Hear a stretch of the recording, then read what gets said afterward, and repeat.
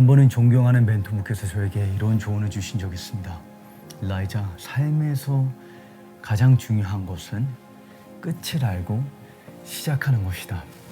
끝을 알고 시작하라는 것은 내가 어떤 일을 하기 전에 내가 가고자 하는 목적지가 어디인지, 내가 어떤 여정을 떠나기 전에 가장 중요한 것은 목적지입니다. 내가 어떤 일을 하기 전에 내가 가고자 하는 목적지가 어디인지를 분명히 알아야 한다는 것입니다. 에베소 교회를 보게 되면 계시록 2장에 예수님께서 에베소 교회에게 칭찬하며 말씀하시기를 내가 내 행위를 알고 수고를 알고 인내를 알고 내가 얼마나 열심히 섬기고 있는지 내가 안다. 그러나 내가 너를 책망할 것이 있으니 만일 회개하지 아니하고 돌이키지 아니하면 내 촛대를 내가 옮기리라. 예수님께서 말씀하신 바를 우리가 주의 깊게 한번 살펴보게 되면 에베소 교회가 올바른 일을 하고 있었지만 엉뚱한 목적지로 갈 수 있다는 것입니다. 우리가 끝을 알지 못하면 올바른 일을 하고 있으면서 엉뚱한 목적지를 향해 갈 수 있습니다. 이것은 충격적이고 두렵고 떨리는 그러한 진리입니다. 이러한 진리와 원칙은 성경을 공부할 때도 적용됩니다. 우리가 어떤 성경의 주제를 공부할 때 이것을 통한 하나님의 목적이 무엇인지, 하나님의 궁극적 목적이 무엇인지를 이해합니다.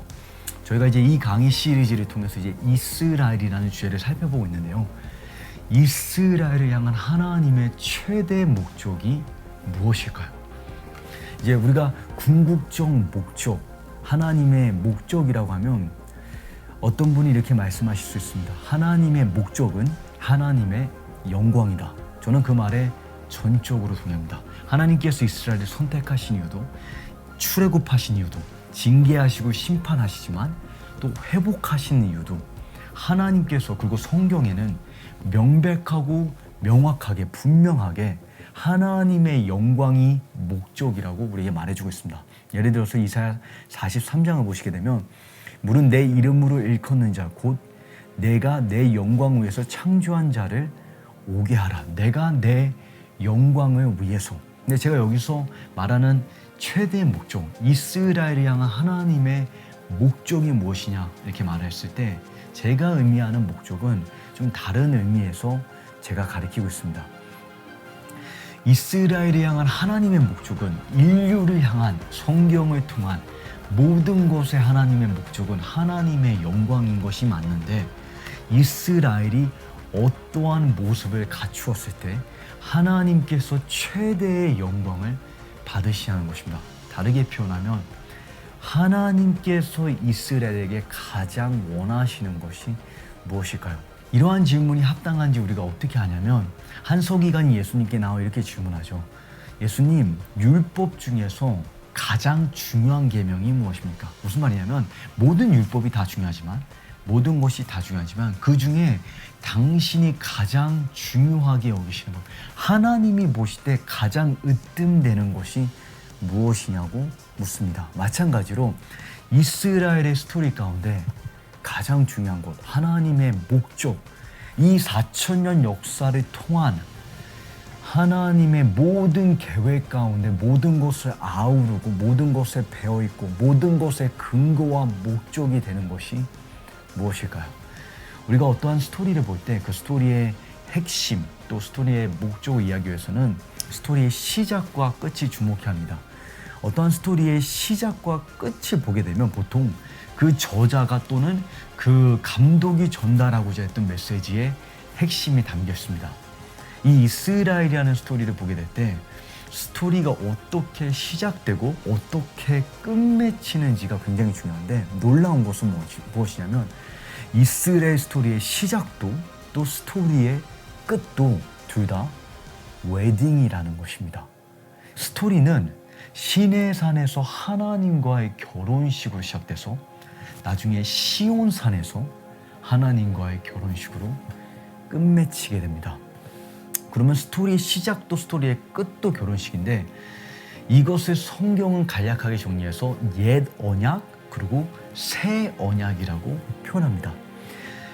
시작도 끝도 결혼식이라면 이 스토리는 러브 스토리라는 말입니다. 이 러브 스토리라는 표현이 조금 유치하게 들릴 수 있지만 이것이 신학적이고 성경적인 주장입니다.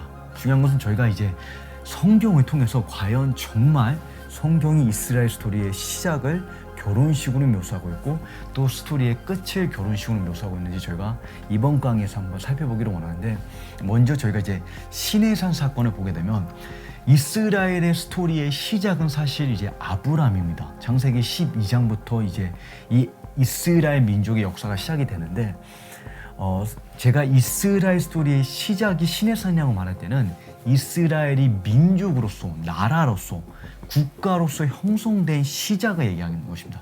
아브라함의 스토리는 한 사람의 시작이긴 하지만 이제 이스라엘이라는 이 나라가 형성된 그 시작은 이 시내산 사건입니다. 시내산 사건은 이스라엘 역사 가운데 가장 드라마틱한 순간이라고 해도 지나치지 않습니다. 하나님께서 전 국민이 보는 앞에서 물질적으로 강림하신 사건은 이 시내산이 처음이자 마지막은 아니지만 예수님의 재림이 있을 때까지, 또 예수님의 초림 때, 그 다음에 예수님의 재림이 있을 때까지는 이 시내산 사건이 유일합니다.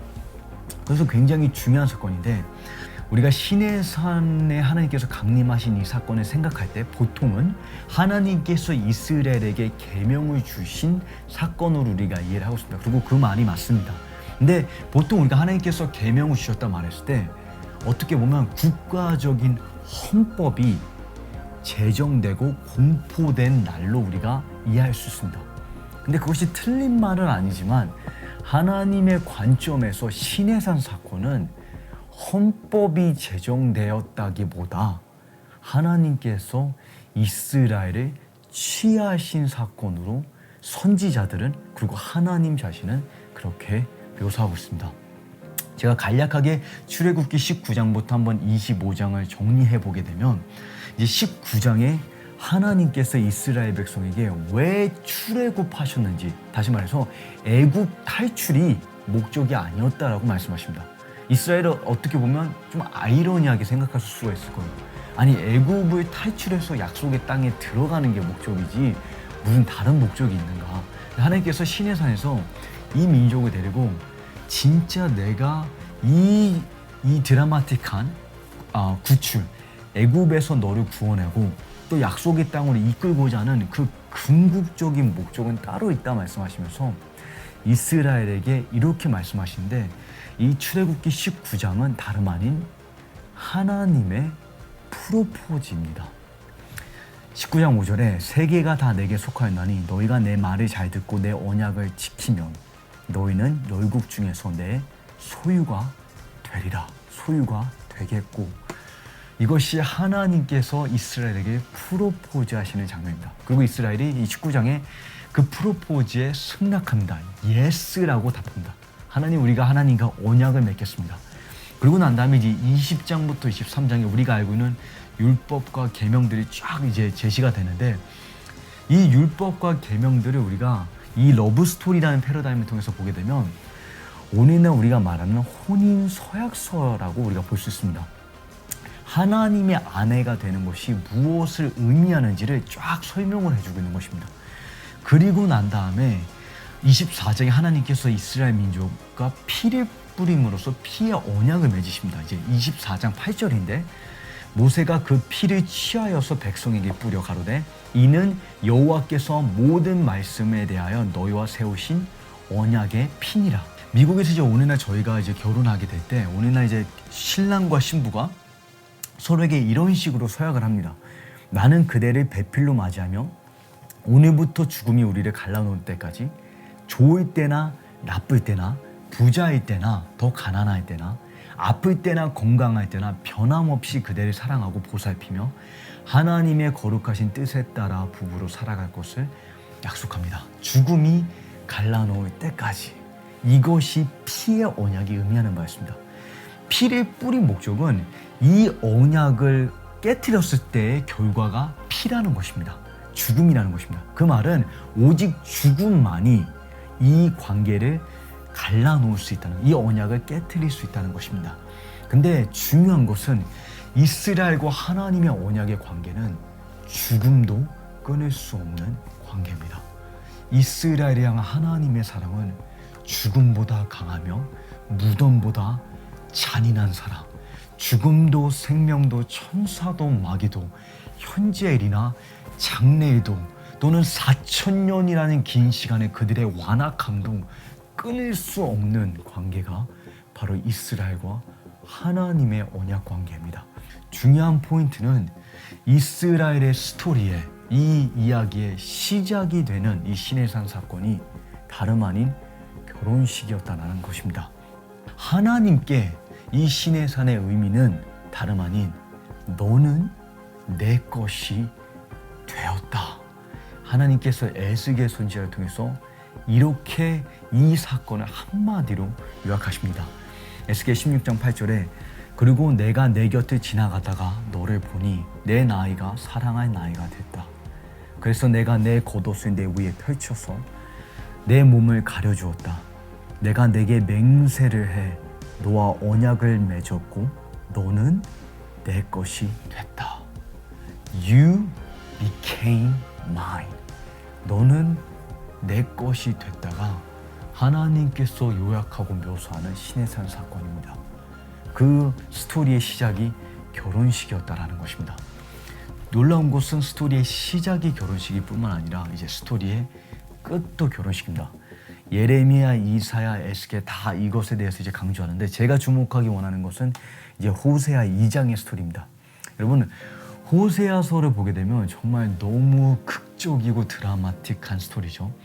근데 이 스토리가 하나님과 이스라엘의 관계를 묘사를 하고 있는 것인데 이스라엘의 과거를 우리에게 보여줬을 뿐만 아니라 장차 이스라엘의 미래를 예언하고 있다는 점에서 우리는 호세아서를 더 주목해야 합니다.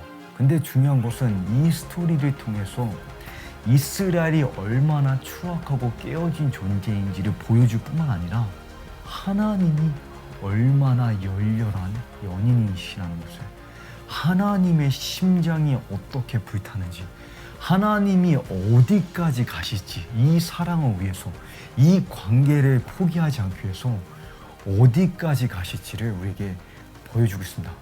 중요한 것은 이제 호세아 2장에 이스라엘의 이 우여곡절 끝에 4,000년이라는 이 긴 여정 끝에 어떻게 스토리가 엔딩할 거예요, 어떻게 끝맺힐지를 보여주는데 하나님께서 이 스토리를 이렇게 묘사하십니다. 여호와께서 이르시되 그날에 내가 나를 내 남편이라 일컫겠고 다시는 내 바알이라 일컫지 아니하리라. 내가 내게 장가들어 영원히 너와 살되 의와 공변됨과 은총과 긍휼이 여김으로 내게 장가들어 진실함으로 내게 장가들리니 내가 여호와인 줄 알리라. 내가 내게 장가들어.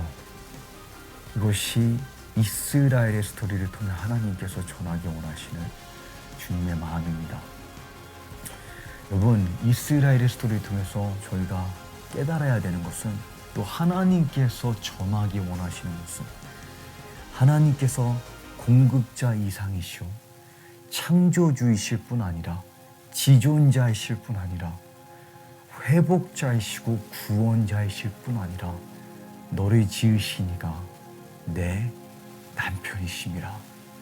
그 날에 내가 드디어 내 창조주가 남편이심을 깨닫게 된다는 것입니다. 이것이 4,000년의 역사를 통한 이스라엘의 스토리입니다. 성경이 이러한 러브 스토리를, 하나님과 이스라엘의 이러한 언약 관계를 한마디로 요약합니다. 4,000년의 이스라엘 역사가 한마디로 요약됩니다. 나는 너의 하나님이요 너는 내 백성이 되리라.